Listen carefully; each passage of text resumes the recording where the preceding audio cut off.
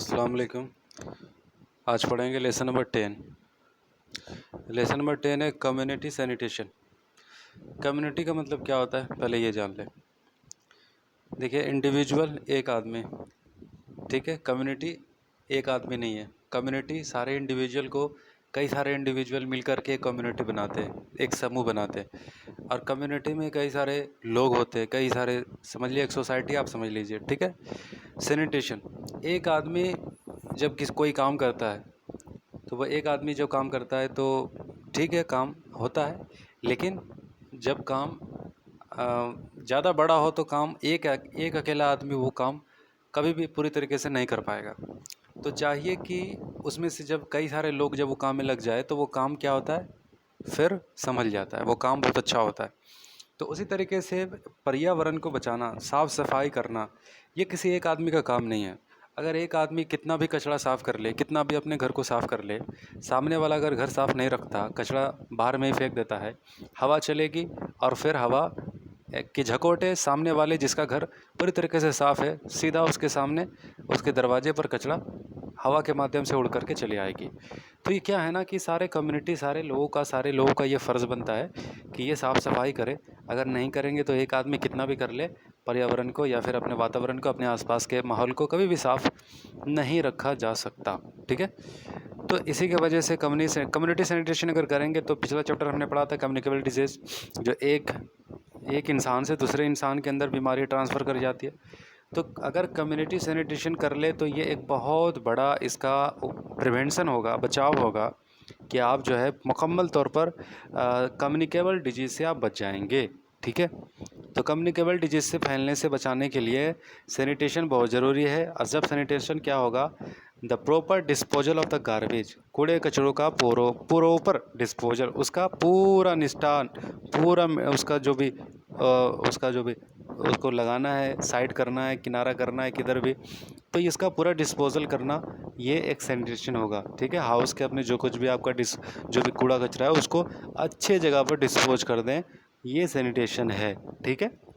चलिए, disposal of domestic garbage, तो अपने घर के गार्बेज को, डोमेस्टिक गार्बेज को डिस्पोज करना, ठीक है।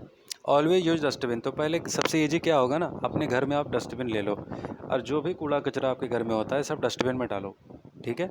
ये एक स्टेप है। दूसरा, तो it must have a lid that fits closely prevent the enter, तो क्या हो ना, वो ढका होना चाहिए टाइटली वगैरह, नहीं तो फिर क्या होगा कि आप ही के घर की मक्खियाँ उस गार्बेज में बैठेगी और फिर उसमें से गंदगी उठाएंगी और आपके किचन में जा कर के आपके खाने पीने की चीज़ों पर बैठ करके वो गंदा कर देगी और फिर आप उसी को खा करके बीमार हो जाएंगे। तो वो जो गार्बेज होगा आपका पूरी तरीके से टाइटली क्लोज्ड होनी चाहिए। जब आप खोलोगे तभी आप खोलना जब उसमें कोई चीज़ डालोगे, ठीक है। ऐसे खुला मत रखना। कागज़ वगैरह अगर पॉलीथीन वगैरह है तो ठीक है, नहीं तो फिर गीला अगर चीज़ है तो जाहिर सी बात है मक्खियाँ उस पर बैठेगी। तो वैसे कोशिश करना ढका ही रहने तो बेहतर है ना। वैसा ही गार्बेज खरीदेंगे, डस्टबिन खरीदेंगे जिसमें रखते ही मतलब एक ढक जाए, मतलब कई सारे तरीके का डस्टबिन मिलता है बाज़ार में, देख लो, एक जल्दी से डस्टबिन खरीद के घर में ले आओ, ठीक है।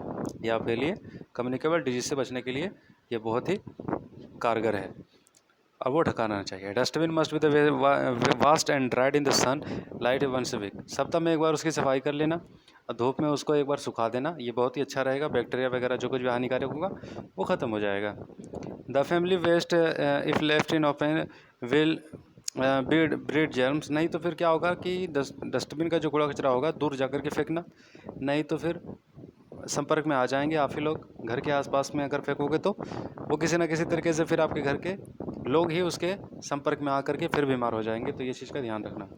Making compost from domestic waste, तो देखिए कंपोस्ट कैसे करना है। एक व्यक्ति देखिए यहाँ पर कैसे कंपोस्ट कर रहा है, नीचे गड्ढा खोद करके उसके नीचे वो डाल रहा है, ठीक है। इससे क्या होगा, बहुत सालों के बाद वो खाद बन जाएगा। अच्छा उपाय है। तमे के कंपोस्ट पिट, क्या करे, कहीं पर जो है कंपोस्ट पिट बांध ले, मतलब उसको बना ले। कम्युनिटी, ये काम है गांव के ग्राम पंचायत मुखिया का काम है कि वो कूड़ा कचरा को निपटाने के लिए अंडरग्राउंड बनाए और उसको जो है इस तरीके से ढकने का पूरा व्यवस्था हो और सारे गांव का कचरा उसके अंदर रखा जाना चाहिए। तो ये काम उनका है, ये उनको पता होना चाहिए कि इस तरीके से कम्युनिकेबल डिजीज़ से बचाने के लिए गंदगी को निपटारा करना कितना इम्पोर्टेंट है। तालाब में या फिर पानी के ऐसे पानी में जिस पर जानवर नहाते या फिर कपड़ा धोया जाता है गांव में, या फिर उसमें से कोई पानी पीता है, तो ऐसे में डस्टबिन बिल्कुल भी नहीं, डस्टबिन का कूड़ा कचरा बिल्कुल नहीं जाना चाहिए। ये बहुत ही अच्छा नहीं है। ये आपके संपर्क में चीज़ों के संपर्क में आएगा, ये बीमारी ही फैलाएगा।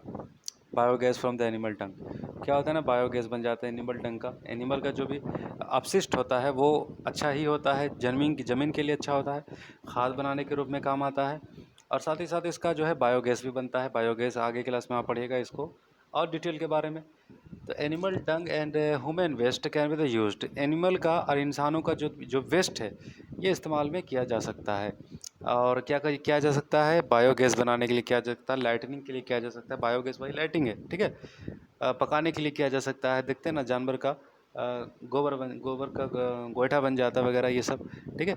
आज इंसान बहुत तरक्की कर रहा है, हर चीज़ को चाहे तो यूटिलाइज कर सकता है, इस्तेमाल कर सकता है। ये इंसान के पास इतना माइंड बढ़ता चला जा रहा है, ठीक है।